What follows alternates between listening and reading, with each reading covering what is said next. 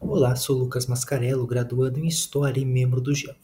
Neste vídeo eu vou apresentar um pouco a minha pesquisa intitulada A Perda da Pátria e a Reconstrução das Identidades em Jean-Méry, como o trauma do Holocausto moldou a visão do autor. O objetivo é apresentar como o autor e sobrevivente do Holocausto constrói, ou melhor, reconstrói, uma noção de identidade no envelhecimento a partir das experiências do exílio e da tortura, cooptando as dores físicas e a rejeição da sociedade ao indivíduo envelhecido, as dores da tortura e o banimento físico e social trazido pelo exílio. As principais fontes utilizadas foram seu livro Além do Crime e Castigo e Tentativas de Superação e a Revolte e Resignação acerca dela envelhecer. Como é comentado no vídeo do professor Marcos, Jean-Méry nasceu em 1912 na Áustria em uma família católica, sob o nome de Hans Mayer. Esses são dois pontos chaves para compreender o impacto do exílio em sua identidade. No que se refere a seu nome, Méry vai mudá-lo em 1955, buscando esconder a origem germânica e construindo um anagrama de seu nome, trazendo uma sonoridade francesa. Já em relação à sua nacionalidade austríaca, dois momentos marcaram sua trajetória: a leitura do Mein Kampf aos 19 anos e das leis de Nuremberg aos 23. Nesses dois casos, Méry vê tanto sua nacionalidade retirada e uma nova identidade imposta, a de judeu, como uma sentença de morte ser assinada. Quando a Áustria é ocupada pelos nazistas em 1938, Méry escreve que sua terra natal se tornou estrangeira para ele. O exílio começava ainda no próprio país. Meses após a anexação, Méry foge para a Bélgica, onde será preso duas vezes. Na primeira é levado ao campo de Gurs, na França, onde conhece um famoso poeta alemão, que se questiona como aquilo poderia acontecer a um poeta alemão. Méry escreve em seu livro que no campo de concentração o poeta não era mais um poeta alemão. Aqui um ponto central do pensamento de Méry acerca da identidade aparece, o do assentimento da sociedade. Para ele, o sujeito e sua identidade não são algo natural, mas partes de uma estrutura de reconhecimento. São um produto social que pode ser destruído a qualquer momento. Em suas palavras, para sermos algo, precisamos do assentimento da sociedade. Quando ela contesta o que fomos um dia, jamais o teremos sido. Assim, em uma relação com o sujeito que envelhece, ele se vê perdido, sem pátria, mas muito mais, sem passado, sem as memórias que o constituem e que são para Méry tudo o que resta, ao velho corpo agora renegado pela sociedade, por estar velho demais para se fazer algo novo. Citando Méry, recordar, eis a palavra-chave, nossas reflexões retornam naturalmente ao seu objetivo principal. O banido do Terceiro Reich perdeu a pátria, envelheceu. A velhice nos faz cada vez mais dependentes das nossas recordações. Recolho-me ao meu passado, é nele que busco abrigo. Vivo em paz com ele. Muito obrigado, não me sinto mal ali. São mais ou menos essas palavras daquela pessoa que não perdeu o direito ao passado. Aquele que foi expulso do Terceiro Reich jamais poderia falar ou pensar desta maneira. Ele olha para trás e não se enxerga em lugar nenhum. Ele jaz irreconhecível entre as ruínas dos anos 1933 a 1945. Fecha aspas. Dessa forma, se ao envelhecer é preciso recordar as memórias do passado, e se é nesse passado que esse indivíduo recorre para se identificar, e ao voltar a esse passado só consegue encontrar os traumas de um determinado período, ele vê toda a sua identidade presa e aniquilada por esse passado. O que interliga o trauma do Holocausto e o envelhecimento é o corpo. O apego final de Méry ao corpo, seja o Holocausto ou no envelhecimento, é sua resposta à sociedade, que em ambos os momentos retira do indivíduo sua importância, dignidade e identidade.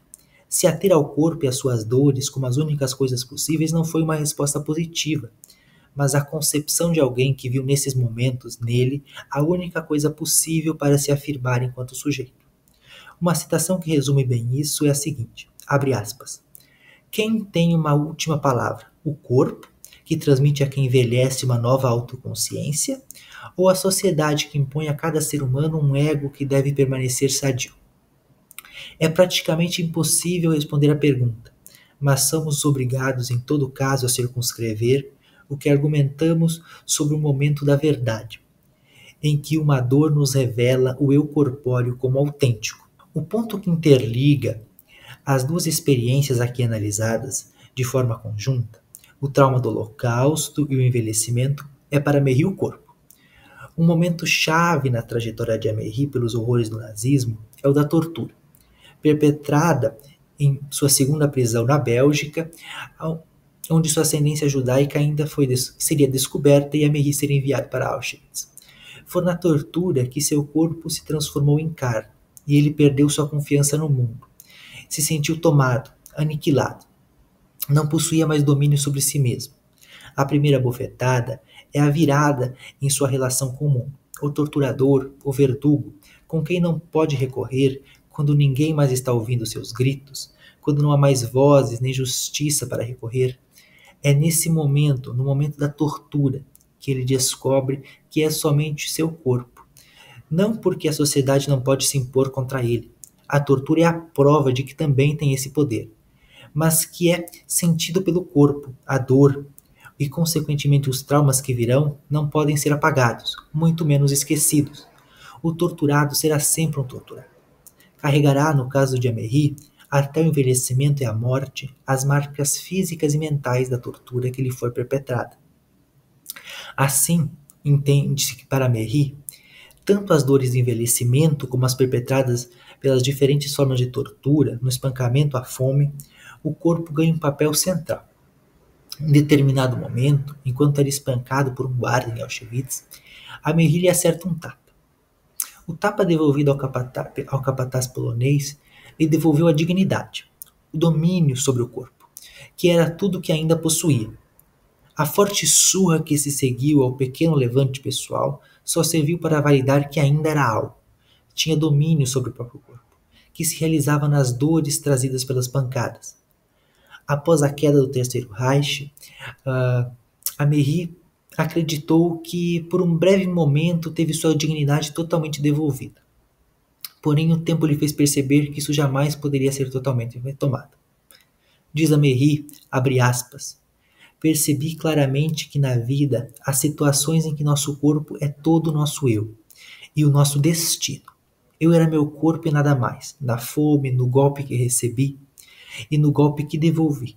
Meu corpo depauperado e coberto de feridas era minha miséria. Fecha aspas.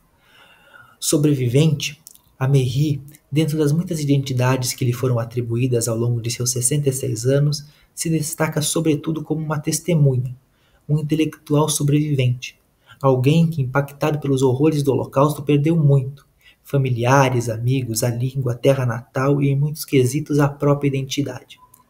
Em sua obra, nos deparamos com uma complexidade de eu, de versões de si, que a todo momento são colocadas em questão e até mesmo destruídas.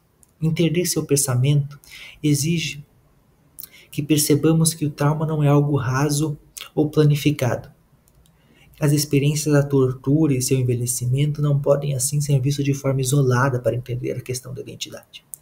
O torturado, que é para sempre um torturado, preso ao corpo que tanta dor foi infligida, é o mesmo corpo em que as dores do envelhecimento se fazem presente. A dor de ver o tempo se esvair, a energia se acabar, de não poder mais realizar as tarefas, os prazeres que antes eram parte formadora de quem se era.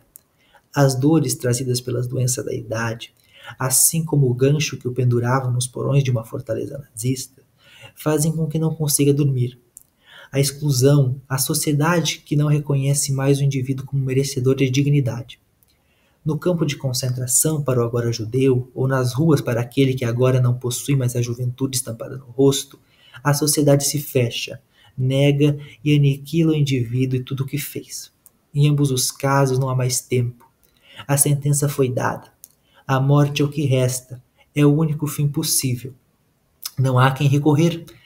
Seja da bofetada do capataz ou das garras do tempo, no fim só resta o corpo e o que restou dele. Muito obrigado.